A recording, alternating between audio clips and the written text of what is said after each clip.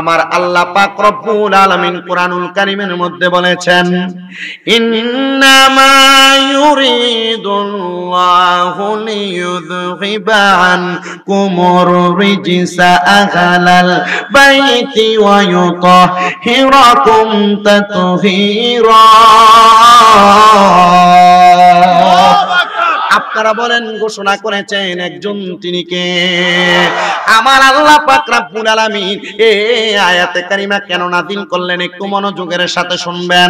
আমার মদিনার কামলিওয়ালা দয়াল নবী রাহমাতুল লিল আলামিন নবীজি নামাজ আদায় করতেন মসজিদের মধ্যে ইমামতির মাধ্যমে। যেই মসজিদটার নাম হলো অত্যন্ত সুন্দর মসজিদ আল নববী। ওই মসজিদে নববীর মধ্যে অনেকেই নামাজ পড়েছেন, উমরা হজ করছেন, বড় হজ করছেন। হাদিসা বাসিননি কেউ হাতটা তুলে দেখান চাই। মাশাআল্লাহ মাশাআল্লাহ, অনেকে আছেন, হাত নামান। আমার বাবাজিরা, বন্ধুরা, আমার নূরের নবী রহমতের নবীজি ওই মসজিদের মধ্যে নামাজ আদায় করতেন। কিন্তু বাবারে, এই সময়টা তো কোনো গরমকাল না, এখন কিন্তু শৈত্য প্রবাহ চলতেছে, শীতকাল। আমার নবীজি একদিন শীতের সকালবেলা মসজিদে নববী থেকে বাইরে হইয়া আমার নবীজি মা ফাতেমাতুজ জাহরা রাদিয়াল্লাহু তাআলা আনহার ঘর মুবারকের সামনে দিয়া যাচ্ছেন। নবীজি রহমতের নবীজি নবীর কলিজার টুকরা নাতিদেরকে বড় ভালোবাসতেন। আমার নূরের নবী রহমতের নবীজি যখন মা ফাতেমাতুজ জাহরা রাদিয়াল্লাহু তাআলা আনহার ঘর মুবারকের সামনে দিয়া যায়, নবীর কলিজাটা আনসান কইরা উঠল। আমার দুইজন কলিজার টুকরা নাতি আছে গো, আমি তাদেরকে একটু দেখার প্রয়োজন। আমার নবীজি মা ফাতেমাতুজ জাহরার হুজরা মুবারকের মধ্যে প্রবেশ করলেন। প্রবেশ করার সাথে সাথে গো, আমার নবী রহমতের নবীজির শরীর মুবারকে কালো রঙের একটা পশমি চাদর ছিল। কি কালার? কালো রঙের একটা পশমি চাদর। আমার নবীজি ওই পশমি চাদরটা নবীর শরীর মুবারকের উপরে দিয়া আমার নবীজি যখন মা ফাতেমার হুজরা মুবারকে প্রবেশ করলেন, আমার নবী ডাক দিয়ে কয়, দাখালতু আলিয়ান, ও হযরত আলী তুমি আমার চাদরের নিচে প্রবেশ করো। ওয়া দাখাল সুম্মা দাখালতু ফাতেমা, হযরত ফাতেমা তুমি আমার চাদরের নিচে প্রবেশ করো। সুম্মা দাখালতু হাসানা, সুম্মা দাখালতু হুসাইনা, হযরত ইমাম হাসান এবং ইমাম হুসাইন তোমরা দুইজন আমার চাদরের নিচে প্রবেশ করো। আমার নবী মাঝখানে, মাওলা আলী ডাইনে, মা ফাতেমা বামে, ইমাম হাসান ডানে, ইমাম হুসাইন বামে। এই পাঁচজন যখন একসাথে হইলেন, আমার নবী আল্লাহর কাছে দোয়া করলেন হাত উঠাইয়া, আল্লাহুম্মা হাউলাই আহলু বাইতি। সুবহানাল্লাহ। নবী আমার দোয়া করলেন। পাশে আমার নবীর একজন কলিজার টুকরা স্ত্রী ছিলেন। নবী যে চাদর মুবারকটা এমনি মিলা ধরলেন, এই চাদরের নিচে ইমাম হাসান আর ইমাম হুসাইন মা ফাতেমা হযরত আলীকে ঢুকাইলেন। এই চাদরটা আলগি দিয়া নবীর কলিজার টুকরা স্ত্রী ডাক দিয়ে, ইয়া রাসূলুল্লাহ, আমারও এই চাদরের নিচে ঢুকতে মন চায়। আমার নবী কই, স্ত্রী তুমি তোমার জায়গায় সম্মানিত, তারা তাদের জায়গায় সম্মানিত। আল্লাহর নবী দোয়া করে, কষ্ট নিছেন কোন? আল্লাহুম্মা হাউলাই আহলু বাইতি, আল্লাহ এরা আমার আহলে বায়াত, আপনি এদেরকে কবুল করে নেন। আমার আল্লাহ এই আহলে বায়াত এমন কবুল করছে রে বাবারা, আমার আল্লাহ সাথে সাথে আয়াত নাযিল করে দিছে, ইন্নামা ইউরিদুল্লাহু লিইয়ুযহিবা আনকুমুর রিজসা আহলাল বাইতি ওয়া ইউতাহহিরাকুম তাতহীরা। আমার আল্লাহ আয়াত নাযিল করে দেয়, নিশ্চয়ই নবী গো, যারা আপনার আহলে বায়াত, যারা আপনার বংশধর, আমি আল্লাহ তাদের থেকে সকল প্রকার অপবিত্রতা দূর করে ওয়া ইউতাহহিরাকুম তাতহীরা, আমি আল্লাহ তাদেরকে পুত পবিত্র বানায়া দিলাম। জবান খুলে বলেন সুবহানাল্লাহ। ও আল্লাহ, কেমন পুত পবিত্র বানাইলা। এবার একজন আশিক রাসূল ডাক দিয়া কয়, ও মনোবাই, পাকেতে পাঞ্জাত নিরাকারে নিরঞ্জন, এক বস্তুতে দুই রকম বুঝায়। শরীয়তের সতেক নাম, তরিকতের নাই মুকাম, হাকিকত বুঝিলে মারফতে পাই রে মনে পাগলা মনোরায়। ও তুই ডুব দিলি না পাকে দরিয়ায়, ও তুই ডুব দিলি না শুভু খাইলি না এসকেরি দরিয়ায় রে মনে পাগলা মনোরায়। ও তুই ডুব দিলি না পাকে দরিয়ায়।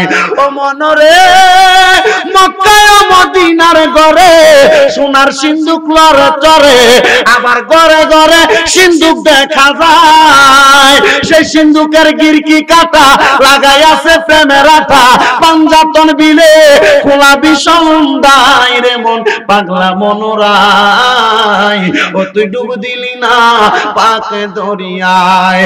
ও মনরে আমার নবীজি সিন্ধুক হইয়া মারে পতার তালা দিয়া, হাসান হুসাইন রাখছে ডাইনে বাই, মা ফাতেমা শিকলে হইয়া তালাটা রাখছে আটকায়া, চাবি নিছে আলী মর্তুজাই রে মন পাগলা মনোরাই, ও তুই ডুব দিলি না পাক দরিয়ায়। একটা জবানও বন্ধ রাখবেন না, একবার জোরে বলেন ইয়া পাক পাঞ্জাতন। এবার বাবাজিরা বন্ধুরা, আল্লাহ কইছে নবী আপনার বংশধররে পবিত্র বানাইছি। এবার নবীর বংশধর কারা? বলে হুজুর নবীর ফুতে নবীর বংশ, নবীর বউয়ে নবীর বংশ, নবীর আত্মীয় স্বজন নবীর বংশ। আমার নবীজি আহলে বায়াতের মধ্যে এদেরকে ঢুকায় নাই। আমার নবী আহলে বায়াতের মধ্যে নবী মাঝখানে থাইকা, হযরত আলী রে দাইয়ে রাইকা, মা ফাতেমারে বামে রাইকা, ইমাম হাসান রাদিয়াল্লাহু তাআলা আনহু, ইমাম হুসাইন রাদিয়াল্লাহু তাআলা আনহু, এই তিনজন এই চারজন এই পাঁচজন মোট একসাথে হইয়া আমার নবীদের নাম দিলেন আহলে বায়াত। ও মায়ার নবী গো, ও দয়ার নবী, রহমতের নবীজি। তাহলে এদেরকে পাক পাঞ্জাতন কেন বললাম? পাক শব্দের অর্থ পবিত্র, পাঞ্জা মানে পাঁচ, তন মানে দেহ, পাক পাঞ্জাতন মানে হলো পবিত্র পাঁচটা দেহ। এই পাঁচটা দেহরে পবিত্র বানাইছে একজন, তিনি কে? আল্লাহ। আর জোরে কোন না তিনি কে? আল্লাহ। বন্ধুরা আমার, আল্লাহ পবিত্র বানাইছে। এই ফাক পাঞ্জাতনের না রে, পাক পাঞ্জাতন ইয়া ফাক পাঞ্জাতন হলে অনেকের আগুন লেগে গেছে, লাগেনি? লাগে। বলে হুজুর ফাক পাঞ্জাতন এটা তো ফরের কথা, নারে তাকবীর কইয়া শেষ, রিসালাত নাই, আসেনি? আল্লাহ পাক রব্বুল আলামিনের পেয়ারা হাবিব কয়, এই পাক পাঞ্জাতন হইল নূহ আলাইহিস সালাতু ওয়াস সালামের কিস্তির মতো, সুবহানাল্লাহ, নূহ নবীর নৌকার মতো। সুবহানাল্লাহ কোন না? কোন নবীর নৌকার মতো? নূহ নবী। এখানে যারা বসছেন বলেন কোন নবীর নৌকা? নূহ নবী। তিরমিজি শরীফের সরাসরি হাদিস। ইয়া রাসূলুল্লাহ, কেন নূহ নবীর নৌকার সাথে তুলনা করলেন আপনারা আহলে বায়াতকে? রাসূল বলছে কেন তুলনা করলাম? নূহ আলাইহিস সালাতু ওয়াস সালামের জামানায় এই নূহ নবীর উম্মত ছিল 80 জন। বলেন কয়জন? 80 জন। 80 জন। নূহ নবীর 80 জন উম্মতের ভিতরে 40টা বেড়া আর 40টা বেডি, মানে পুরুষ আর মহিলা। নূহ নবী, আপনারা অনেকে জানেন নূহ নবীর নৌকা বানানোর ঘটনা। উনি নৌকা বানাইছেন, বেঈমানেরা নূহ আলাইহিস সালাতু ওয়াস সালামের নৌকারে দেখা এরা কয় এই শুকনার সময় নূহ নবী কি লাগে নৌকা বানায়? এরা এই চিন্তা কইরা নূহ আলাইহিস সালাতু ওয়াস সালাম নৌকা বানানোর পরে এরা যে নূহ নবী নৌকার ভিতরে বাথরুম করে দিছে। নাউজুবিল্লাহ, নাউজুবিল্লাহ কইলেন না আপনারা? নূহ নবী আল্লাহর কাছে 2 রাকাত নামাজ পড়া কান্দে, আল্লাহ এত সুন্দর একটা নৌকা বানাইলাম, আপনি আমারে আদেশ দিলেন, আরে এরা যায় আমার নৌকার ভিতরে প্রস্রাব পায়খানা করে। আল্লাহ কই নূহ নবী, ইন্নাল্লাহা মাআস সাবিরিন, নিশ্চয় ধৈর্য ধারণকারীর সাথে কে আছে? আল্লাহ। জোরে কোন না? আল্লাহ। জোরে কোন না? আল্লাহ। তার নিজে ব্যবসাত লস দিয়ে দেয়, বাদ দিয়ে ব্যাটারি ভিজা দেয়, আসেনি? বাজারে একটু বেচা কিনা খারাপ হলে বাদ দিয়ে ফুতের দে ফিডে, বা ফুতে বাজারে যেতে দেরি হলে এই ফুতের দে ফিডে, আছে কিনা? এমন ধৈর্য ধরে কাম হবে, হবে কিনা?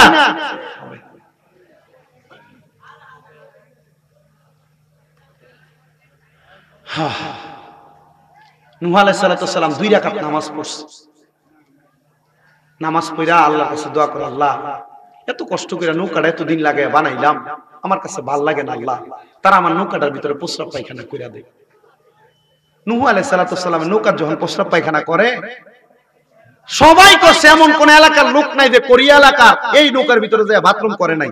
উদাহরণ দিতেছি, তো নাতি 2 জন ছোট মানুষ পয়রা যাওয়ার সময় এরও এটার ভিতরে প্রস্রাব পায়খানা কইরা গেছে। বাড়িতে যে দাদির কাছে গল্প করে না, যে গল্প করে, দাদি ওই নূহ পয়গম্বর নৌকা বানাইছে, এলাকার কোন লোক নাই এটার ভিতরে প্রস্রাব পায়খানা করছে না, দাদি আমরাও কইরাইছি। দাদি তো একটু কুসুক করে বুড়া মানুষ তো শতান্য টাইপের, কারণ আল্লাহর নবী কইছে মহিলার লগে আমি আল্লাহ পাক রব্বুল আলামিন, আল্লাহ পাক রব্বুল আলামিন দুইটা করে শয়তান দিছে এদেরকে কুমন্ত্রণা দেওয়ার লাগা। কয়টা কইরা? আপনারা বেড়াইতে পারে এত খুশি হইন না, বেড়াইতে লগে একটা করে দিছে, এর লাগে কিন্তু সংসারে কাজ হয়, ঝগড়া হয়। তো বেরি তো শয়তান দুইটা না, দুইজনের কথা হই না লাগতাছে। আচ্ছা আমারও লই আসো, আমিও যাই ওইখানে ফসরত পায়খানা কইরাম। এ বুড়া বেরি ওই জায়গায় ফসরত পায়খানা করার লাগে নৌকার নাওয়ের সাইডে উঠতে, তো এ ফসরত পায়খানা করতে এটাতে কাইতে হয়ে পড়ে গেছে, কাইতে পড়ে উইটা মুক্তা মুইসা দেখতেছে এ বেডি আর বুড়া বেডি নাই। এটা মাশাআল্লাহ 16 বছরের জওয়ান একবার মাই হয়ে গেছে। মানুষ বুঝছে যে নূহ নবীর নৌকার ভিতরে কেউ যদি পড়ে এ জওয়ান হয়ে যাইতেছে। কত বুড়ারা এ ডুব দেয়, আবার যারা হাতের এরা হাতে এই গু মালিশ করে। আল্লাহ না নূহ নবীর কইছে ধৈর্য ধরেন আমি আছি আপনার লগে, সুবহানাল্লাহ। তো যারা হাতে ব্যথা এরা এই যে গু তোমরা আকছো এর জায়গার ভিতরে লাগা, যারা গু বা কথা কইতে এটি খায় এমন পরিষ্কার করছে জিহ্বা দিয়ে এ পর্যন্ত খাইছে। তাহলে ইন্না বাতশা রাব্বিকা লাশাদীদ, আল্লাহর দরা শক্ত দরা, ধর্ম তো ধর্ম সবার দাঁত ফলাই দিব ভিক্ষা মার করা। নূহ আলাইহিস সালাতু ওয়াস সালামের নৌকা পরিষ্কার করছে। এবার নূহ নবীকে আল্লাহ নৌকাটা কি লেগে বানাইছেন? নূহ নবী কিছুদিন পরে একটা প্লাবন দিমু, যারা আপনি নবীরে মানে না এরারে পরীক্ষা করবার লাগে। আপনার উম্মত যারা, আপনার হিতাকাঙ্ক্ষী যারা, আপনি তাদেরকে আহ্বান করে নৌকাতে তুইলেন। নূহ আলাইহিস সালাতু ওয়াস সালাম কিয়ামতের আগে এই নৌকার ভিতরে সবাইরে তুলছেন, তাই না?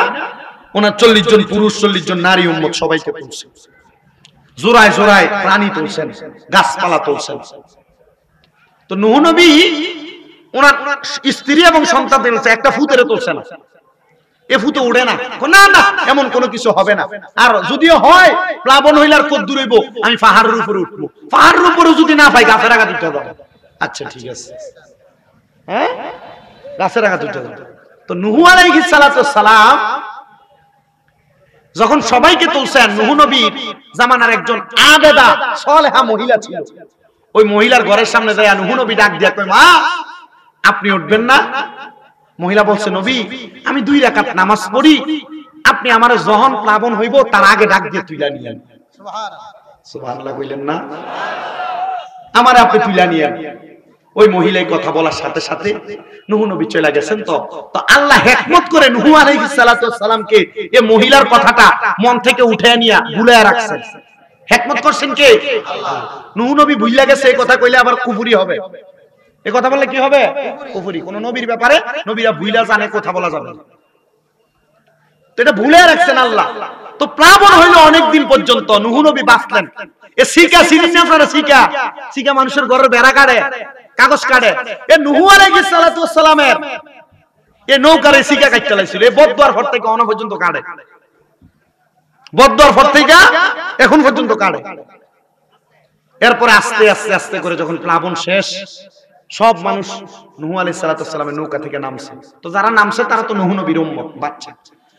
প্লাবন শেষ হওয়ার পরে নূহ নবীর আবার মনে হইছে, আল্লাহ মনে করাইয়া দিয়েছেন কি, আরে এই মহিলা তো আমারে কইছিল যদি প্লাবন হয় তারে যেন আমি নিয়ে যাই। নূহ আলাইহিস সালাতু ওয়াস সালাম শুই না ওই বাড়ির সামনে যে আবার সালাম দিল, দরজার সামনে, দরজাটা আসসালামু আলাইকুম ওয়া রাহমাতুল্লাহ। মহিলা দরজা খুলছেন। আমি শুধু আহলে বায়াতের ওয়াজ করতেছিলাম, ওইখান থেকে এখানে আসছি। মহিলা ঘরের দরজা খুলে, ওয়ালাইকুম সালাম, নূহ পয়গম্বর কিয়ামতের সময় হইছে, প্লাবনের সময়, আমি আসবো। নূহ নবী কই, এবারে কই আছে? এটা যেন জীবিত আছে, সারা দুনিয়ার ডুব ব্যবস্থা খারাপ, এবারে এখনো জীবিত। নূহ আলাইহিস সালাতু ওয়াস সালাম আল্লাহর কাছে 2 রাকাত নামাজ পড়ে আল্লাহর কাছে, আল্লাহ এ বান্দিরে তুমি প্লাবন দিলা না? বলে এ বান্দিরে প্লাবন দিছি তো, এ বান্দি তোমার না কইছিল 2 রাকাত নামাজ পড়তে? ও নূহ নবী এতদিন শেষ হয়ে গেছে, আল্লাহ আল্লাহ পাক রব্বুল আলামিনের জাতে পাকের কসম, এই মহিলার 2 রাকাত নামাজ এই মাত্র শেষ হইছে। সুবহানাল্লাহ। আর আপনি আমি নামাজ পড়ি, মুরকান আদার জন্য খায় ঠোরকা। কথা কন না কেন? সেজদার ভিতরে যে আপনি নামাজ পড়েন, হ্যাঁ হযরত নূহ আলাইহিস সালাতু ওয়াস সালাম আল্লাহর কাছে বললেন, আল্লাহ আপনার এখনো এমন বান্দা আছে, এমন বান্দি আছে যিনি মাত্র 2 রাকাত নামাজ পড়লে আমি নূহ নবী প্লাবনের ভিতরে এতদিন বাসছি, আল্লাহ এতদিন ভাষার পরে ওই মহিলা 2 রাকাত নামাজ শেষ হয় নাই। তাহলে চিন্তা করেন, আচ্ছা ওই নামাজিটা কি নরমাল কোন নামাজি না আল্লাহর প্রিয় বান্দি নামাজি? আল্লাহর প্রিয় বান্দি নামাজি ছিলেন। তে নূহ নবীর নৌকাতে যারা যারা উঠছিলেন সবাই বাঁচছেন, শুধু যারা সমাজের মধ্যে নূহ নবীকে মানে নাই, যারা নৌকাতে উঠে নাই তারা বাঁচেন নাই। হযরতে নূহ পয়গম্বর এই ঘটনা ঘটার পরে আল্লাহর রাসূল উদাহরণ দিলেন, আমার আহলে বায়াত নূহ আলাইহিস সালাতু ওয়াস সালামের কিসের মতো? কিস্তির মতো। যারা নূহ আলাইহিস সালাতু ওয়াস সালামের কিস্তিতে উঠছেন তারা বাঁচছেন, আর যারা আহলে বায়াতকে ভালোবাসবে, নবীর বংশধরকে ভালোবাসবে, তারাও বেঁচে যাবে। গভীর মনোযোগ দিবেন। আহলে বায়াতের ব্যাপারে আল্লাহর রাসূল সাল্লাল্লাহু আলাইহি সাল্লাম এই কথাগুলা বলার পরে আমার নূরের নবী রাহমাতুল লিল আলামিন নবীজি আবার যখন চাদরের নিচ থেকে হযরত ইমাম হাসান, হযরত ইমাম হুসাইন রাদিয়াল্লাহু তাআলা আনহু দুইজনকে নিয়ে আমার নবী হাঁটতে হাঁটতে মসজিদে নববীর মধ্যে প্রবেশ করলেন। নবী আমার ইমাম হাসান, ইমাম হুসাইন রাদিয়াল্লাহু তাআলা আনহু দুইটা ভাইকে আমার নবীর ডান ডান উরু মুবারকের উপরে বসাইলেন। একজন ডান উরু মুবারকে, একজন বাম উরু মুবারকের মধ্যে। আমার নবী একজনকে কোলের মধ্যে নিয়ে দুইজনের বুকের মধ্যে, কপালের মধ্যে চুম্বন করতেছে। এমন টাইমে আল্লাহর হাবিবের দরবারে আমার আল্লাহ পাকের রহমতের ফেরেশতা মুআল্লিমুল মালায়েকা হযরত জিবরাইল আলাইহিস সালাতু ওয়াস সালাম আগমন করলেন। আগমন করে চলে যাওয়ার সাথে সাথে আমার নবী যখন দুইজনের কপাল মোবারকের মধ্যে চুমা খাইতেছিলেন, কিন্তু আমার নবী আবার কপাল মোবারকে চুমা খাওয়া বন্ধ করে দিয়ে নবী আমার হযরত ইমাম হুসাইন রাদিয়াল্লাহু তাআলা আনহুর গলা মোবারকের মধ্যে চুম্বন করতেছেন, আর হযরত ইমাম হাসান রাদিয়াল্লাহু তাআলা আনহুর ঠোঁট মোবারকের মধ্যে চুম্বন করতেছেন। এমন টাইমে ওই মসজিদে নববীর পাশে দিয়ে মা ফাতেমাতুজ জাহরা রাদিয়াল্লাহু তাআলা আনহা চলে যাচ্ছেন। মা ফাতেমা এমন কর্ম দেখা হঠাৎ রাসূলুল্লাহ সাল্লাল্লাহু আলাইহি ওয়াসাল্লাম নবীকে বলতেছে, ইয়া রাসূলুল্লাহ, নবী গো, ও মায়ার নবী গো, আপনার যেই কোন কর্মের মধ্যে একটা হাকিকত থাকে, একটা হাকিকত থাকে, ও মায়ার নবী আপনি বলেন না। হযরত ইমাম হুসাইনের গলা মোবারকে, ইমাম হাসানের ঠোঁট মোবারকে দুই জায়গায় চুমা দিলেন, এটার কোন হাকিকত আছে নাকি আপনি নবী বলে দেন। আমার নূরের নবী রাহমাতুল লিল আলামিন নবী ডাক দিয়া কয়, শোনো রে ফাতেমা, কিছুক্ষণ আগে আমার দরবারে জিবরাইল আগমন করেছে। জিবরাইল বলেছে কারবালার ময়দানে আমার ইমাম হুসাইনের গলা মোবারক কতল করে দেওয়া হবে। আমি নবী মুহাব্বত কইরা ইমাম হুসাইনের গলা মোবারকে চুম্বন করে আর ইমাম হাসানকে ওই বেঈমানের দলেরা একবার না, দুইবার না, 6-7 বার বিষ পান করাইবো। আমি নবী মুহাব্বত কইরা ইমাম হাসানের ঠোঁট মোবারকে চুম্বন করতেছি, যেন তাদের দুইজনকে ওই কারবালার ময়দান সহ বেদুইনেরা আঘাত না করতে পারে। ঠিক আমার নবীর কথা সত্য, ইমাম হাসান রাদিয়াল্লাহু তাআলা করে বিষ খাওয়ায়া মারতে পারে না, বিষ খাওয়ায়া মারতে পারে নাই।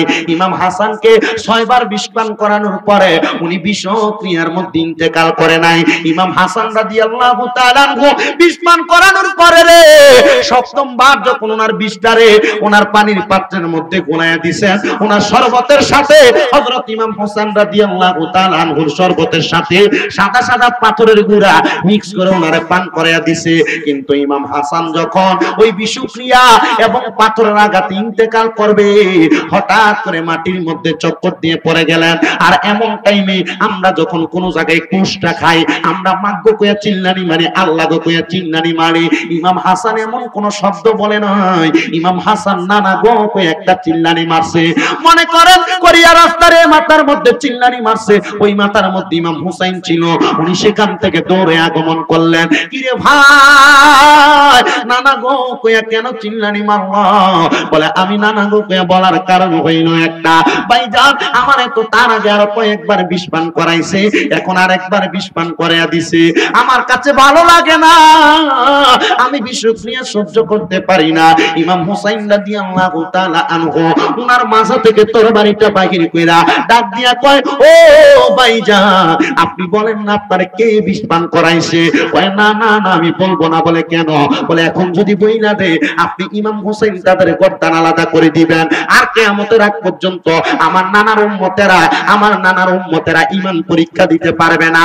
অনেক অনেক বেড়াইত আছে, অনেক হুজুররা আছে আইসা এলাকার মধ্যে ওয়াজ কইরা চলে যাইবো ইয়াজিদের কোনো দোষ নাই, ইয়াজিদ বাহিনীরা দুনিয়াতে কোনো দোষ করে নাই। না রে বাবা, ইমাম হুসাইন রাদিয়াল্লাহু তাআলা আনহু আহলে বায়াতের সদস্য, ওনাদেরকে মারার জন্য যেই চেষ্টা চালাইছে রে বাবারা, ওই চেষ্টাটা আহলে বায়াতের দুশমনী। কথা কোন না ঠিক না বেঠি? ইমাম হাসান রাদিয়াল্লাহু তাআলা আনহু তখনও ওনার ভাই ইমাম হুসাইন রাদিয়াল্লাহু তাআলা আনহুর কাছে ওয়াজ করে, ইন্নাল্লাহা মা সাবিরিন, ভাইজান ধৈর্য ধরেন, ধৈর্য ধারণকারীর সাথে আল্লাহ আছেন। আমার নবী তো বলেছেন, আমার নানা ভাই তো বলছেন যে হ্যাঁ আল হাসান ওয়াল হুসাইন সাইয়্যিদা শাবাবি আহলিল জান্নাহ, হাসান হুসাইন জান্নাতের যুবকদের সরদার। ভাইজান আমি চলে যাই, আপনি তো আছেন, আমার নানার উম্মত গুলারে আপনার হাতে দিয়ে গেলেন। সুবহানাল্লাহ, সুবহানাল্লাহ কইলেন না আরো জোরে? আপনার কাছে দিয়ে গেলাম ভাইজান, না আপনার কাছে দিয়ে গেলাম।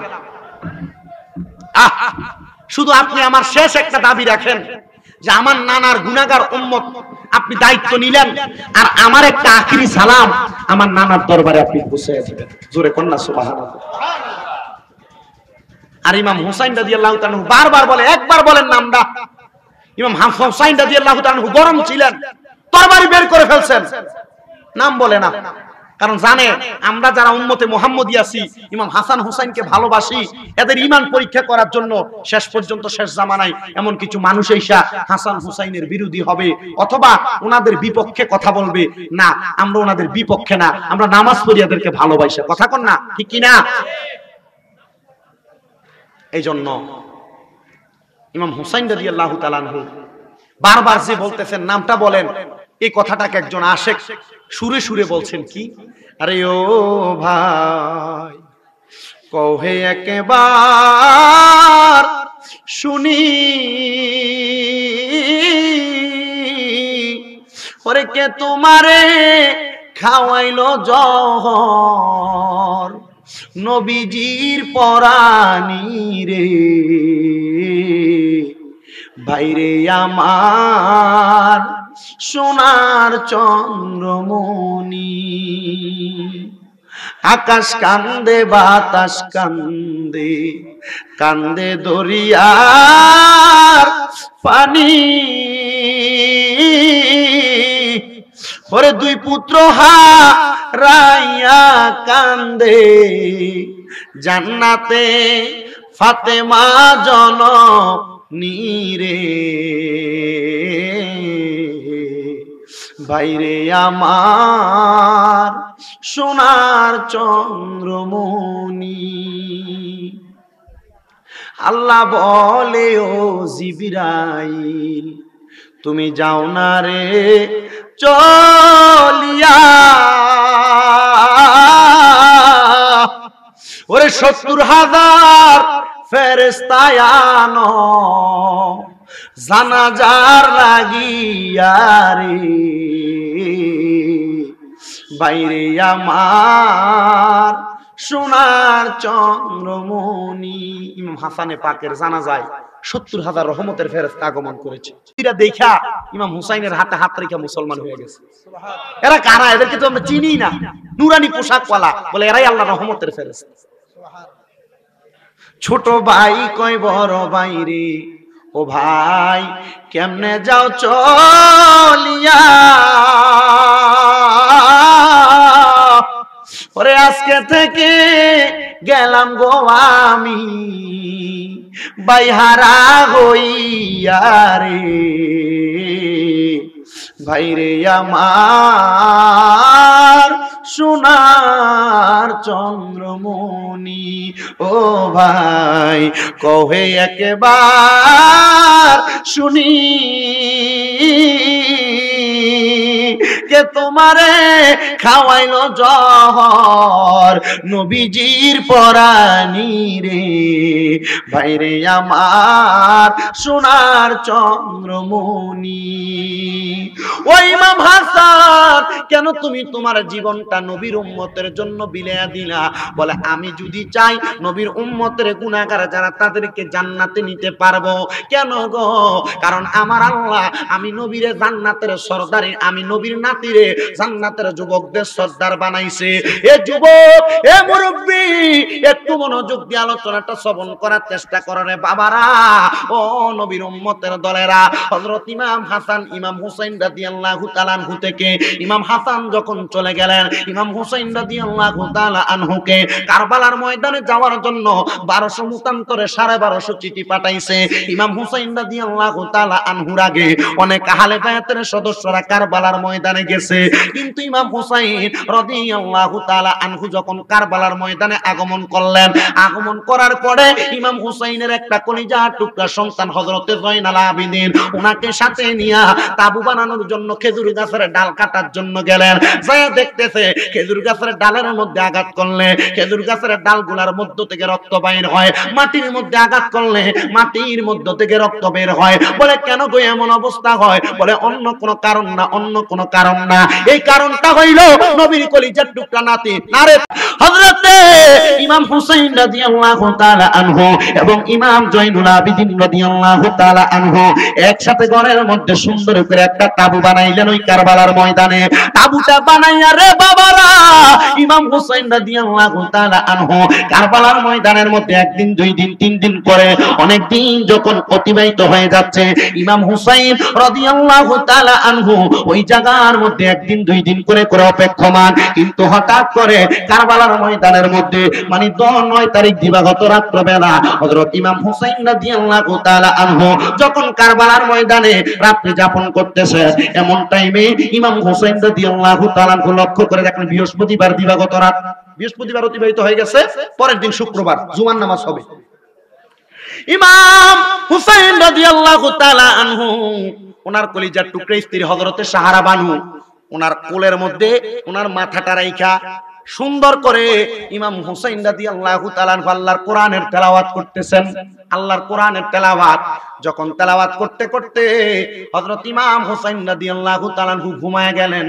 হঠাৎ করে ঘুমের ঘরে দেখতে পাইলেন রে বাবারা ইমাম হুসাইন রাদিয়াল্লাহু তাআলা আনহু হঠাৎ করে ঘুমের মধ্যে স্বপ্ন দেখা ঘুম থেকে লাফ দিয়ে উঠা ডাক দিয়ে কই সাহারা বানু, আমি এখন একটা চমৎকার স্বপ্ন দেখেছি। বলে সাধারণ কোনো স্বপ্ন না, আমি ঘুমের ঘরে দেখলাম, আমার ঘুমের ঘরে হঠাৎ করে লক্ষ্য করে দেখলাম একটা মহিলা কারবালার ময়দানের মধ্যে আইসা কারবালার ময়দানটাকে পরিষ্কার করতেছে। আমি জিজ্ঞাসা করলাম কে গো, আপনি কে? উনি আমার পরিচয় দেই, তুমি কি আমার চিনো না? আমি আমার দয়াল নবী রাহমাতুল লিল আলামিন নবীর কন্যা, তুমি ইমাম হুসাইনের আম্মা জান, আমার নাম হযরতে মা ফাতেমাতুজ জাহরা রাদিয়াল্লাহু তাআলা আনহা। জবান খুলে সুবহানাল্লাহ। হে মা, জান্নাতের মধ্য থেকে কারবালার ময়দানে কেন আগমন করলেন? বলে কারবালার ময়দানে আগমন করার অন্য কোনো কারণ না রে, শুনো রে, আগামী কালকে 10 মুহররম তুমি ইমাম হুসাইন রাদিয়াল্লাহু তাআলা আনহুরে এই কারবালার ময়দানের মধ্যে দুষ্ট ইয়াজিদ বাহিনীরা এই কারবালায় যখন শোয়া দিবে, যে হুসাইনে পাকের শরীরের মধ্যে একটা মশা কামড় দেয় নাই, যে হুসাইনে পাকের শরীরের মধ্যে একটা মাছি কামড় দেয় নাই, দুনিয়ার কোনো কীট পতঙ্গ আঘাত করে নাই, ওই হুসাইন যদি এই কারবালার মরুভূমির প্রান্তরে যদি শোয়ার পরে পিঠের মধ্যে যদি একটা পাথরের আঘাত লাগা যায়, ওই হুসাইন যদি কারবালার ময়দানে থাইকা একবার নানা কইয়া ডাক দেয়, আমার রাহমাতুল লিল আলামিন নবী মদিনার রওজাতে থাকবে না, মদিনার রওজাতে থাকবে না, রহমতের নবী মদিনার রওজা মুবারক থেকে তুমি হুসাইনকে বাঁচানোর জন্য রে রাহমাতুল লিল আলামিন নবী চলে আসবে। ও বন্ধু, মা ফাতেমাতুজ জাহরা রাদিয়াল্লাহু তাআলা আনহা যখন এমন স্বপ্ন দেখাইলেন, আবার ইমাম হুসাইন রাদিয়াল্লাহু তাআলা আনহু আরেকটা স্বপ্ন দেখলেন। দেখলেন রে বাবারা। স্বপ্নটা দেখবার পরে উনি ডাক দিয়া কই সাহারা বানু শুনে নাও, আমি লক্ষ্য করে দেখলাম আমার বাবা হযরতে মাওলা আলী রাদিয়াল্লাহু তাআলা আনহু, আমার নানা মুহাম্মদ মুস্তাফা আহমদ মুস্তাফা সাল্লাল্লাহু আলাইহি ওয়াসাল্লাম, আমার কলিজার টুকরা আম্মা জান মা ফাতেমাতুজ জাহরা রাদিয়াল্লাহু তাআলা আনহা, আমার কলিজার টুকরা বড় ভাই ইমাম হাসান রাদিয়াল্লাহু তাআলা আনহু, ওনারা চারজন জান্নাতের মধ্যে একটা খাবারই জান্নাতের থালা নিয়ে বসে আছে, কিন্তু তারা খাবারগুলোর মধ্যে হাত দেয় না। আমি জিজ্ঞাসা করলাম, মা গো মা, ও আমার নানা জান, ও আমার আব্বা জান, ও আমার বড় ভাই, আপনি কেন খাবারগুলোর মধ্যে হাত দেন না? খাবারগুলা কেন আপনারা ভক্ষণ করে না? তিনারা আমাকে উত্তর দিয়েছে, এই খাবারের মালিক শুধু চারজন না, এই খাবারের মালিক পাঁচজন ব্যক্তি। এই পাঁচজন ব্যক্তির একজন অনুপস্থিত থাকলে এই খাবার কেউ খাইতে পারবে না, এই খাবার কেউ খাইতে পারবে না। ও বন্ধুরে, বলে কেন কেন কেন খান না? বলে আপনি একজন সদস্য এখনো দুনিয়াতে আছেন, আপনি জান্নাতের মধ্যে প্রবেশ করলে তারপর আমরা এই খাবারগুলো ভক্ষণ করব। জবান খুলে বলেন সুবহানাল্লাহ। ওই খাবার নারে রিসালাত, নারে গাউসিয়া, বায়াতে রাসূল, বায়াতে খোদা জিন্দাবাদ। শামীম রাজাল কাদরি সাহেব। আচ্ছা, জান্নাতে যার খাবার আছে, মনে করেন আপনার হাজীগঞ্জ বাজারে একটা দোকান আছে, তাহলে আপনি হাজীগঞ্জ বাজারে যাওয়া নিশ্চিত। হাজীগঞ্জ বাজার আপনার কি আছে? দোকান আছে, তাহলে আপনার বাজারে যাওয়া।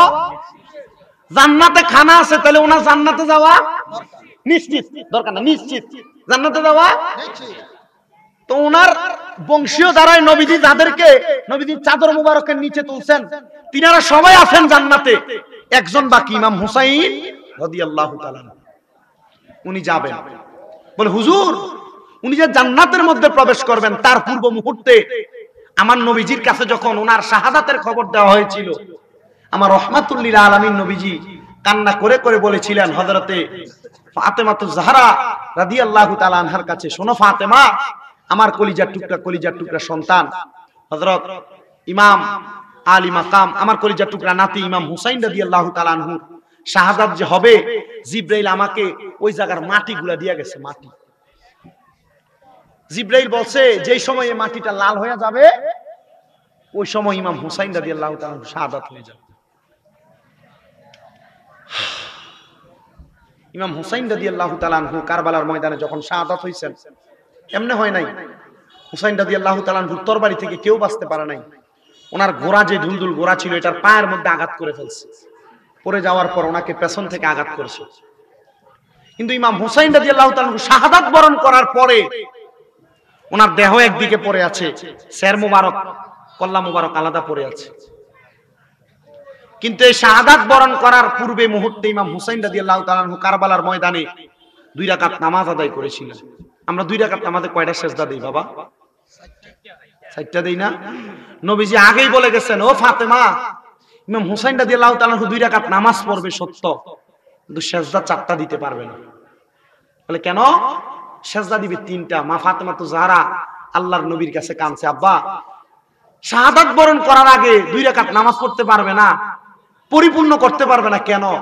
বলে এই ইয়াজিদ বাহিনী, ইবনে জিয়াদের দলেরা, এরা জানে হুসাইনে পাক মুসলমান যদি আরেকটা সেজদা দিয়ে তার নামাজ সম্পূর্ণ করে ফেলে, তার তরবারির আগা থেকে কেউ বাঁচতে পারবে না। আল্লাহু তো ইমাম হুসাইন 3 রাকাত নামাজ পড়ার পরে ঠিকই ইবনে জিয়াদের লোকেরা বলছে, হুসাইন যদি আরেক রাকাত নামাজ আদায় করে, হুসাইনের তরবারির আগা থেকে কেউ বাঁচতে পারবে না। নামাজরত অবস্থায় তাকে এই মুহূর্তে শাহাদাত করে। ইমাম হুসাইন রাদিয়াল্লাহু তাআলা আনহু শাহাদাত বরণ করবেন, 2 রাকাত নামাজ দিয়ে পরিপূর্ণ করতে পারবেন না। মা ফাতেমা বলছে, ও রাহমাতুল লিল আলামিন নবী, আমার কলিজার টুকরা আলী মাকাম ইমাম হুসাইনের আরেকটা সেজদা বাকি, ইমাম হুসাইনের কে 2 রাকাত নামাজ সম্পূর্ণ করবে না? নবী বলছে, জি সম্পূর্ণ করবে। বলে কখন? বলে ইমাম হুসাইন রাদিয়াল্লাহু তাআলা আনহু যখন জান্নাতে যাবে, কাল হাসরের ময়দানে যখন আমি নবীর উম্মতরা জান্নাতে যাইতে পারবে না, অর্ধেক উম্মত, ওই উম্মতগুলো আটকা পড়ে যাবে, ইমাম হুসাইন তখন আল্লাহর কাছে ফরিয়াদ জানাবে, আল্লাহ, আমার একটা সেজদা বাকি আছে। সুবহানাল্লাহ। ইমাম হুসাইনে পাক আলী মাকাম হাসরের ময়দানে ওই সময় একটা সেজদা দিবেন। নবীজি বলছেন, ইমাম হুসাইন নবীজির সেজদা তো দিবেন, আরো অনেক অনেক পরে ইমাম হুসাইন রাদিয়াল্লাহু তাআলা আলী মাকাম বলছেন, আমি আমারে বাকি একটা সেজদা দেওয়ার পর ততক্ষণ আমি আলী মাকাম ইমাম হুসাইন সেজদা থেকে মাথা উঠাবো না যতক্ষণ রাহমাতুল লিল আলামিনের একটা উম্মত জাহান্নামে থাকবে। ওই উম্মতকে জাহান্নাম থেকে জান্নাতে নেওয়ার আগ পর্যন্ত আমি আলী মাকাম ইমাম হুসাইন সেজদা থেকে মাথা উঠাইতাম।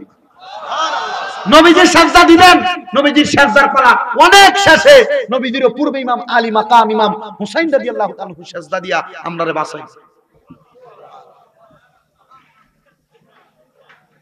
হযরত আবেদ সালমাদানি, হযরত বাহাদুর শাহ, পীর সাহেব হুজুর কেবলা সহ, বাগদাদি মুর্শিদ কেবলারা সহ বায়াতে রাসূল, বায়াতে খোদা, মহান আহলে বায়াত পাক পাঞ্জাতন, এগুলার প্রেম শিখায়া অন্তরে আহলে বায়াতের ভালোবাসা কেন শিখাইছে জানেন? কারণ ওনারা জানেন এই আহলে বায়াত মানুষের নাজাতের তরি। নৌকা দিয়ে যেমন ভাবে নদীর এপার থেকে ওই পার যাওয়া যায়, দুনিয়াতে আহলে বায়াতকে ভালোবাসলে কাল ফুলসেরাত পার হওয়া যাবে।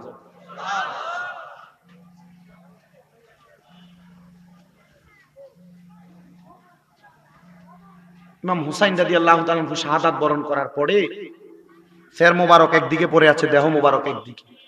একটা কাক কারবালার ময়দানের ভিতরে আইসা ইমাম হুসাইনে পাকের রক্ত মোবারক যেখানে, মাথাটার এইভাবে লড়াইতেছে, লাগায়া কাকটা উড়াল দিয়া ইমাম আলী মাকামের কলিজার টুকরা সন্তান হযরত ইমাম হুসাইন রাদিয়াল্লাহু তাআলা আনহু কন্যা, ওনার ঘরের দরজার সামনে যাইয়া কা কা করে ডাকতেছে। উনি ঘর থেকে বাইর হয়ে আসছে, কাকটা উড়াল দিয়ে আইসা ইমামে আলী মাকাম ইমাম হুসাইন রাদিয়াল্লাহু তাআলা আনহুর শাহজাদি, হুসাইনে পাকের শাহজাদি, ওনার একটা কাপড় ছিল, কাপড়ের ভিতরে এইভাবে লাগিয়ে দিচ্ছে। হযরতে সকিনা, ওনার কাপড় সাদা কাপড়, কারণ হযরতে সকিনার স্বামী হযরত ইমাম কাসেম রাদিয়াল্লাহু তাআলা আনহু ইমাম হুসাইন রাদিয়াল্লাহু তাআলা আনহু আগে শাহাদাত করছিল। হুসাইন রাদিয়াল্লাহু তাআলা আনহু আগে শাহাদাত কইরা ওনাকে কারবালার ময়দানে কতল করে শাহাদাত কইরা ওনার দেহটারে ঘোড়ার পিঠে দিয়া একটা তরবারি দিয়া বা তীর দিয়া ঘোড়ার পিঠের উপরে এভাবে ছেদ কইরা দিয়া তারপরে বাড়িতে পাঠাইছে। ওনারা ইসলামের জন্য ত্যাগ করছে। আমরা মুসলমান দাবি করি, আমাদের ইসলামের জন্য কোনো ত্যাগ নাই। কি তা বলেন? ত্যাগ আছে আমরা? আপনি জাহের ইমামে আলী মাকাম ইমাম হুসাইনে পাক রাদিয়াল্লাহু তাআলা আনহা, ইমামে আলী মাকামের কন্যা ইমামে হুসাইনে পাকের শাহজাদি রাদিয়াল্লাহু তাআলা আনহা, উনি যখন কারবালার ময়দানে রক্তটা দেখতে পাইলেন, উনি উনার ফুফি আম্মারে ডাক দিলেন, ও ফুফি আম্মা গো, দেখছেন নি গো ফুফি আম্মা, আমার কাছে কাকটা এসে কিসের রক্ত জানি লাগিয়ে দিছে। ওই রক্তগুলা দেখার পরে ওই ফুফি আম্মা যাইয়া নবীজির হাত মোবারকের মাটিগুলা পরীক্ষা করতেছে, আর তাকে দেখতেছে ওই মাটিগুলা রক্তে লালে লাল হয়ে গেছে। নবীর কলিজার টুকরা নাতি ইমাম হুসাইনে পাকের কন্যা ইমামে পাকের শাহজাদি কারবালার ময়দানের দিকে দৌড়ে যায়, দেখে ইমামে আলী মাকাম ইমাম হুসাইন রাদিয়াল্লাহু তাআলা আনহুর দেহ একদিকে পড়ে আছে, মাথা মোবারক একদিকে পড়ে আছে। ইয়াজিদ বাহিনীর লোকেরা হুসাইনে পাকের ঠোঁট মোবারকের মধ্যে তরবারি দিয়ে আঘাত করে, তীরের মাথা দিয়ে আঘাত করে, বর্ষা দিয়ে আঘাত করে, আর ইমাম হুসাইনে পাকের কন্যারা দূর থেকে কান্না করে আর তাকিয়ে তাকিয়ে দেখে, আরে কারে আঘাত করো যেই ঠোঁটের মধ্যে আমার কলিজা টুকরা নানা জান, কারে আঘাত করো যেই ঠোঁটের মধ্যে রাহমাতুল লিল আলামিন নবীজির ঠোঁট মোবারক দিয়া চুমা দিছে। আরে ইমামে আলী মাকাম ইমাম হুসাইনে পাকের কল্লা মোবারকটা, শের মোবারকটা কারবালার ময়দান থেকে নিয়া ইরাকের রাজধানীর মধ্যে ঘুরাইছে। কিন্তু একজন খ্রিস্টান ব্যক্তি, কেউ কেউ বলে সনাতন ধর্মের ব্যক্তি, একজন পাদ্রী ইমামে আলী মাকামের শের মোবারকটা দেখা ইয়াজিদ বাহিনীরে কয়, তোমরা তো শের মোবারকটা মানুষরে দেখাও, আমার কাছে 300 দিরহাম আছে, আমার একটা রাতের জন্য আমার ঘরের মধ্যে শের মোবারকটা রাখতে দিবানি। দিছে। ইমামে হুসাইনে পাক পাকের কল্লা মোবারকটা খ্রিস্টান পাদ্রী ঘরের মধ্যে নিয়ে গেছে, একটা কাপড় পেঁচায়া ঘরের মধ্যে নিয়ে যাওয়ার সাথে সাথে ওনার স্ত্রীকে বলে একটা থাল দাও, থালের মধ্যে নিয়ে ইমামে আলী মাকামের সের মোবারকটা রাখছেন। রাখার পর স্ত্রী ডাক দেখো, এ স্বামী কত কিছু নিয়ে আসেন, আপনি হিন্দু পাদ্রী খ্রিস্টান পাদ্রী, মাঝে মাঝে পাঠার মাথা বিভিন্ন কিছু আপনি বকরির মাথা নিয়ে আসেন, কিন্তু আজকে একটা মানুষের মাথা আনলেন। পাদ্রী ডাক দেখো, এটা কোনো সাধারণ মানুষের মাথা না, এটা রহমাতুল লিল আলামিন নবীর কলিজার টুকরা নাতির মাথা, যিনি নবীর গুনাহগার উম্মতের জন্য ওনার সের মুবারক শাহাদাত করেছে। ও হুসাইন, তুমি তো জানতা কারবালার ময়দানে গেলে আদিতরা তোমারে আঘাত করবে, তুমি কেন গেলা? বলে আমার রহমাতুল লিল আলামিন নবীর কাছে আমার আল্লাহ ওয়াদাবদ্ধ, আমার আল্লাহ বলেছে ও নবী ইমাম হুসাইনে পাক শাহাদাত বরণ করবে, রক্ত মুবারক কারবালার ময়দানে ঝরায়া ফেলবে, আর হুসাইনের প্রত্যেক ফোঁটা ফোঁটা রক্ত মুবারকের বিনিময়ে আপনার কোটি কোটি গুনাহগার উম্মতকে নাজাত দেওয়া হবে। বলেন সুবহানাল্লাহ।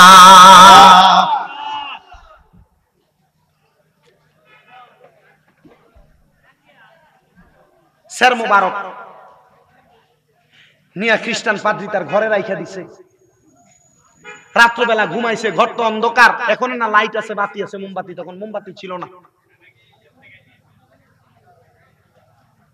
মশাল জ্বালায় রাতে ঘুমাইয়া মশাল বন্ধ করে ঘুমাইছে। হঠাৎ করে খ্রিস্টান পাদ্রীর বউ ঘুম থেকে উঠা দেখে ঘর আলোকিত নুরানিত হয়ে গেছে,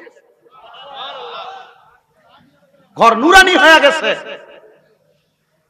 নুরানি ঘর দেখা খ্রিস্টান পাদ্রীর বউ খ্রিস্টানদের উঠছে, ওঠো, বলে কি? বলে আজব খেলা দেখা যাচ্ছে। উঠা দেখতেছে চারটা সাদা রঙের পাখি ইমাম হুসাইন রাদিয়াল্লাহু তাআলা আনহু কল্লা মোবারকের চারদিক দিয়ে ঘুরতেছে। খ্রিস্টান পাদ্রী সামনের দিকে যায়, পাখি তাড়াবে, কিন্তু ওই পাখির জবান থেকে আওয়াজ আসতেছে, হে হুসাইনে পাক রাদিয়াল্লাহু তাআলা আনহুর সেরকে সংরক্ষণকারী ব্যক্তি, শোনো, আমরা দুনিয়ার কোন সাধারণ পাখি না, আমরা জান্নাত থেকে ইমাম হুসাইন রাদিয়াল্লাহু তাআলা আনহুকে পর্যবেক্ষণ করার জন্য, দেখার জন্য জামি আহমদিয়া সুন্নি আলিয়া মাদ্রাসার আনিসুজ্জামান হুজুরের লেখা শামে কারবালা কিতাবে ঘটনাটার এই অংশটা এভাবে উল্লেখ যে আলী মাকাম রাদিয়াল্লাহু তাআলা ইমাম হুসাইনে পাকের কল্লা মোবারক দেখার জন্য এই চারটা পাখি জান্নাত থেকে আল্লাহ পাক রব্বুল আলামিনের পেয়ারা হাবিব পাঠাইছেন। আবার কেউ কেউ বর্ণনা এভাবে বলছেন, এই চারটা পাখির মধ্যে একটা মুহাম্মদুর রাসূলুল্লাহ সাল্লাল্লাহু আলাইহি সাল্লাম, একটা মা ফাতেমাতুজ জাহরা, একটা ইমামে আলী মাকাম, একটা ইমাম হাসান রাদিয়াল্লাহু তাআলা আনহু পাখির সূরত নিয়া ইমাম হুসাইনে পাকের সের মুবারক দেখার জন্য আগমন করছে। শাহাদাত কেন বরণ করলেন? বলে শাহাদাত বরণ করার কারণ আমার নবী বলছেন ইসলাম, আমার নবী বলেছেন ইসলামের পরিপূর্ণতা ইমাম হুসাইনে পাকের শাহাদাতের মাধ্যমে হবে। আর আশেক বলছে ইসলাম জিন্দা হোতা হে আর কারবালা কি বাত, ইসলাম জিন্দা হইছে কারবালার পরে। বলে হুজুর এর আগে কি জিন্দা ছিল না? ছিল, কারণ হুসাইন রাদিয়াল্লাহু তাআলা আনহু শাহাদাত হওয়ার সাথে সাথে ইমাম হুসাইনে পাক আমাদেরকে হুসাইনি নামাজ শিক্ষা দিয়ে গেছে।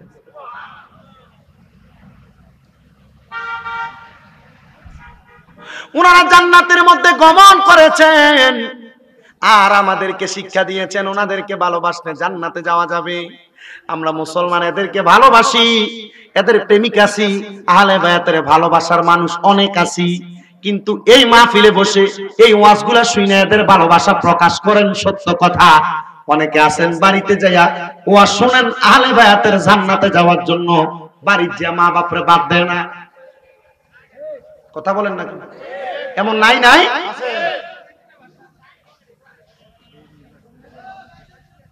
এই ওয়াজ শোনার পরে বাড়ির যায়, বাড়ির মধ্যে যে আম্মা আব্বারে জুদা করে দেয়, বাইয়ে বাইয়ে ঝগড়া লাইগা।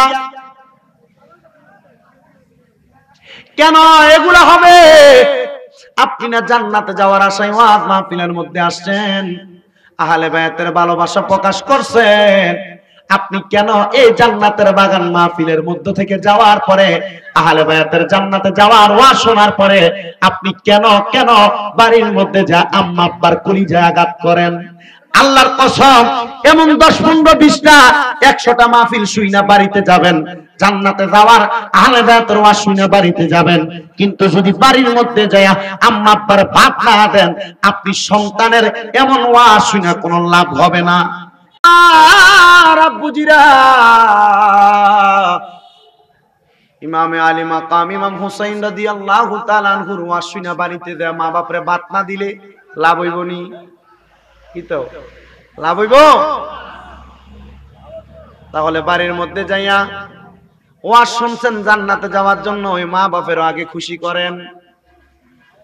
ওই আম্মা আব্বারে জুদা করে দিছেন যারা যারা বাড়িতে যে মাপসান ভাইয়ে ভাইয়ে ঝগড়া করে আম্মা আব্বারে আলাদা করে দেয়, জুদা করে দেয়, কি লাভ হবে?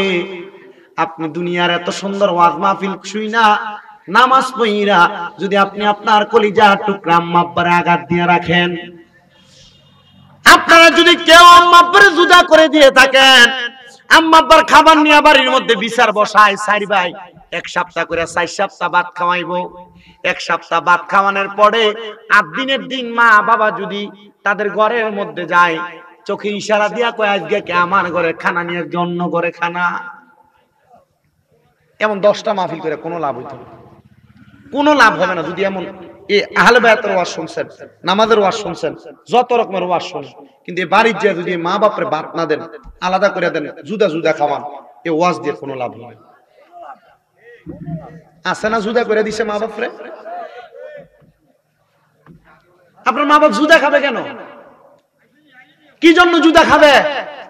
আপনি এখান থেকে বাড়িতে যে আম্মা আব্বার পা গুলাতে ধরে বলবেন, মা ও আব্বা আল্লাহর রাস্তায় আমারে মাফ করে দেন, জুদা করে দিছি, আমার 3-4 ভাই আপনারা ভাত খাওয়া কান না খাওয়া, আব্বা এখন থেকে আমি ফুতের ঘরে ভাত খাইবেন, আমি শুটকি দিয়ে খাইলে আপনি শুটকি দিয়ে খাইবেন, আমি মুরগি দিয়ে খাইলে আপনি মুরগি দিয়ে খাইবেন, আমার ভাইরা আপনারা খাওয়া কান না খাওয়া। আর জুদা করার চাইতে মা বাপ যখন যার ঘরে মন চায় ওই ঘরে খাবে। আপনি যদি আপনার মা বাপরে খাওয়াই না হন, আপনার ঘরের তরকারি যা আছে এখান থেকে একটা বাটি ছোট্ট করে নিয়ে মা বাপের পাতে দিবেন। কারণ মা বাপ বুড়া হওয়ার পরে এদের জিহ্বার স্বাদ নষ্ট হয়ে যায়, কখন কি খাইতে মন চায় মা বাপ নিজেও বলে না, সন্তানকে ডরে বলে না। আর আল্লাহর নবী কয় এটা কিয়ামতের আলামত, সন্তানকে মা বাবা কিয়ামতের পূর্বে ভয় পাবে, ডরে কয় না। কারণ ফুতের কামাই খায়, যদি কোনো কথা বললে ফুতের মনে কষ্ট যায়, যদি ধমক দেয়।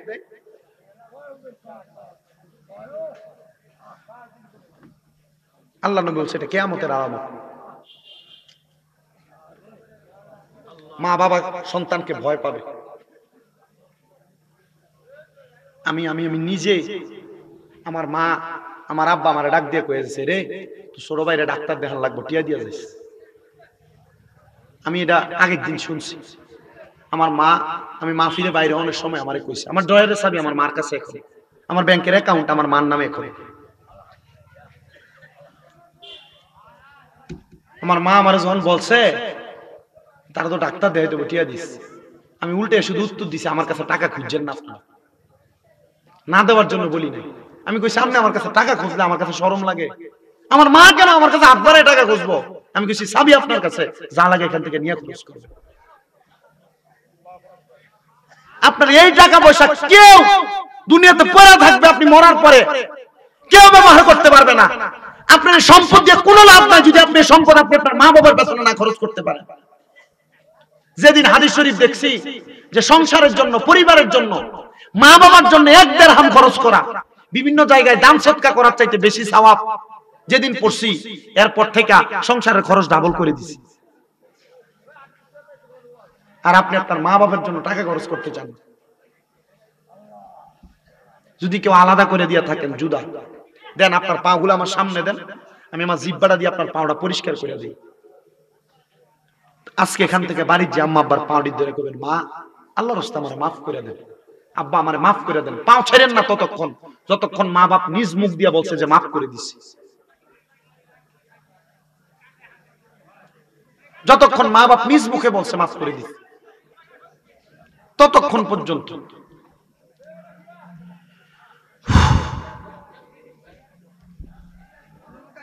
আপনি চিন্তা করেন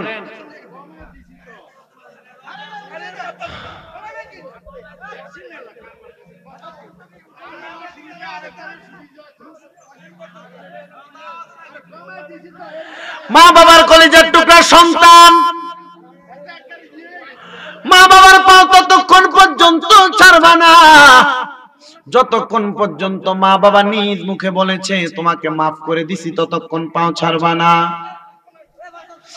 ও অনেকে মাহফিলের মধ্যে বসেছে বাবা, বলে হুজুর হ্যাঁ আমি আমার মা বাবার কাছে মাপ চাইবো, দূরের কথা দুই যে আম্মা আব্বার পা ধরে সালাম করি না। আর আল্লাহ নবী কয় শুধু সালাম না, মাঝে মাঝে সুযোগ পাইলে আম্মা আব্বার কদমের মধ্যে চুম্বন করবা। এ সন্তান, আপনি আপনার মা বাবার কদমে চুম্বন করেন কিনা তা আপনি জানেন? আল্লাহর নবী কয় আম্মা আব্বার কদমে চুম্বন করলা তো আল্লাহর জান্নাতের চৌকাঠে চুম্বন করার সওয়াব পাইবা। এরপরে আর মাহফিলের মধ্যে আমি জানি না ৫-১০ জন লোক পাওয়া যাবে কিনা আম্মা আব্বার কদমের মধ্যে চুম্বন করেছে। আর আল্লাহর নবী কয় আম্মা আব্বার কদমে চুম্বন করলা তো জান্নাতের চৌকাঠে চুম্বন করার সওয়াব পাইবা। সন্তানের দল, আজকের জান্নাতের বাগানে যারা বসছেন, মা বাবার সাথে অন্যায় করেন আর না করেন, এখান থেকে বাড়িতে যে আম্মা আব্বার পা ধরে ধরে মাপ চাইবেন। যদি মাপ না চাইতে পারেন সন্তান, তাহলে আপনি আপনার মা বাবার কাছে উৎকৃষ্ট সন্তান হইতে পারবেন না। অনেকে বলে হুজুর আমার মা বাবা আমাকে লাখ লাখ টাকা কোটি টাকা খরচ করে পড়ালেখা করাইছে, আম্মা আব্বা মানুষ বানাইছে, সম্পদ দিয়ে গেছে, আজকে আমার মা বাবা অন্ধকার কবরে। ওই আম্মা আব্বা অন্ধকার কবরে আল্লাহ আযাবে রাখছেন না জান্নাতে রাখছেন আপনি জানেন না। আজকে এত সুন্দর জান্নাতের বাগান, হাজা জামে মসজিদের মাহফিল, এই মাহফিলের মধ্যে আপনারা যারা আসছেন, যাদের মা বাবা কবরে, আম্মা আব্বার কবর আযাব মাপ চাইয়া এখানে যারা যারা বসেছেন, এখান থেকে আমি কয়েকজন মানুষ চাই, বলো যে সুলয়ানা দয়াল যারে ইচ্ছা তারে দিয়া বসায় তৌহিদের মেলা। আহা যারে ইচ্ছা তারে দিয়া বসায় তৌহিদের মেলা। কেউ বুঝিতে পারে না রে ওলি আল্লাহর খেলা, হায়রে পীর মুর্শিদের খেলা। কেউ বুঝিতে পারে না রে ওলি আল্লাহর খেলা, হায়রে পীর মুর্শিদের খেলা। ওরে চাইলে কেহ পীরের ফয়েজ নাহি নিতে পারে, আবার উপযুক্ত হইলে রে দয়াল তাই না নিবে কাছে রে তোরে, তাই না নিবে কাছে।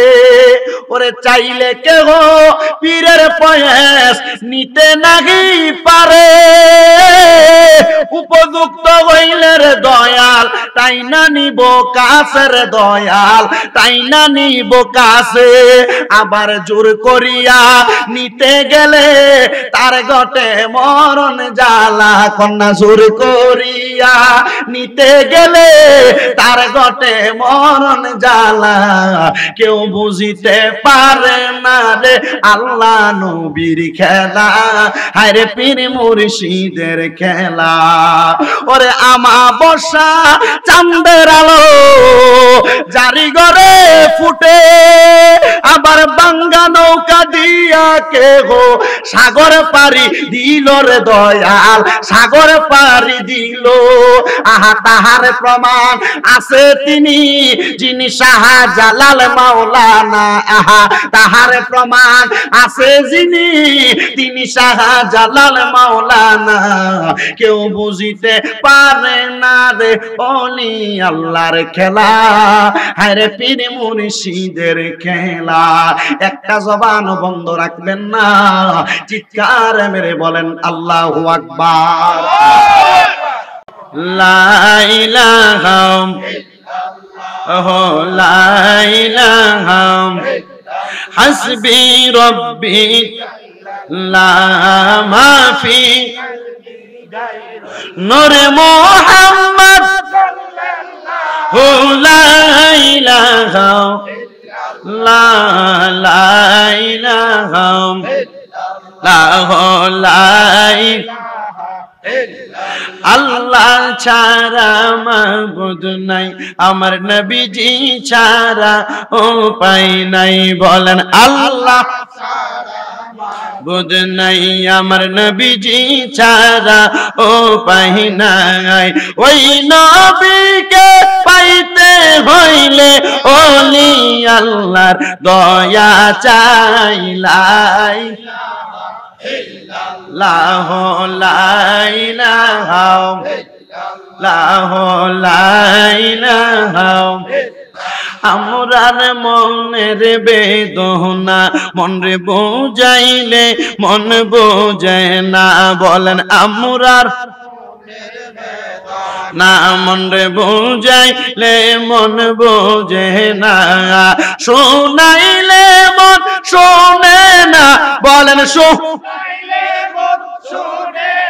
মনটা যাইতে চাই সোনার মদিনা লা ইলাহা লাহ লাইলাহা লাহ লাইলাহা লাহ লাইলাহা অনেক দূরে মদিনা আমরা কেমনে যাব জানি যাইতে চাই কি চাই না কারা কারা যাইতে চাই একটা তাকবীর হবে নারে তাকবীর নারে রিসালাত নারে গাউসিয়া মদিনা যাওয়ার আওয়াজ না বিশ্বরোড সারানোর আগে সাক্কা ভামসার মদিনা যাইতে হলে ইমানি আওয়াজ দেওয়া লাগবে জজবাওয়ালা আওয়াজ বলে ইমানি আওয়াজটা কি জোরে দিলে হয় না ইমানি আওয়াজটা অন্তর থেকে দেওয়া লাগে হযরত বেলাল কয় আমি ইমানি আওয়াজ দিয়া আমার মসজিদে নববী মসজিদে হারামে আযান দিতাম আল্লাহর কসম আমার আযানের আওয়াজ সবাই শুনতো না কিন্তু আমার আল্লাহর নাম কানে শোনা যাইতো জোরে কোন সুবহানাল্লাহ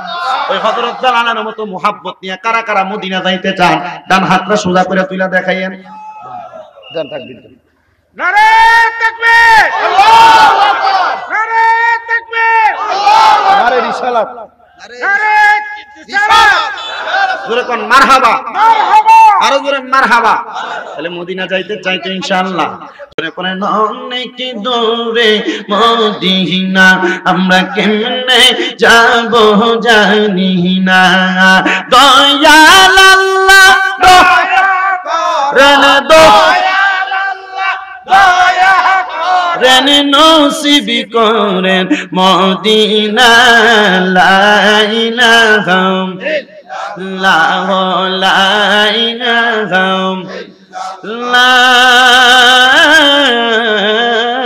ইলাহা ইল্লাল্লাহ মুহাম্মাদুর রাসূলুল্লাহ সাল্লাল্লাহু আলাইহি ওয়াসাল্লাম